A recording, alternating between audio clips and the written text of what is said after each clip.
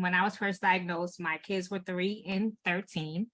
It was during a pandemic, and I found, as soon as I found out, they were the first people, besides my parents and my husband, that I told, because I didn't want them to hear from somebody else or over a conversation. Me and my children I'm always been a hands-on mom, and my kids, their age gap is so big. So, my son was basically, 10 and a half when his sister came around, and his sister acts like she's older than him. So I know how I have to move with my children because they know more than you think.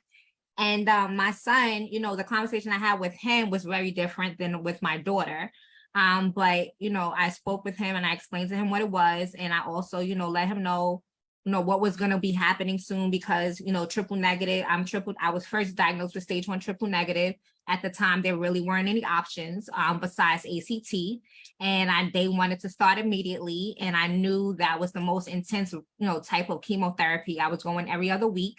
So I needed to prepare them for how mommy would look, because them being home, especially with them not being in school and them being home, they will see firsthand what's happening. And, I needed him to also be trained to be able to look out for different things, since he, his dad still went to work and we were home. If something was wrong, he knew what to do. And, at first, as young men, they look at you and just stare. And then I also knew that the next step would probably be he would go to Google. So, I had to, explain to him, don't always read what you see on the computer. At the end of the day, God has the last word, and your mother's a fighter. So, we're going to get through this together. My 3-year-old daughter, I actually, Shades of a Cure, which is an organization in New York City. They have coloring books, and they have one particular just for breast cancer. The author is Diamond Shamgar, who is also a breast cancer survivor. And I use that coloring book to have the conversation with her.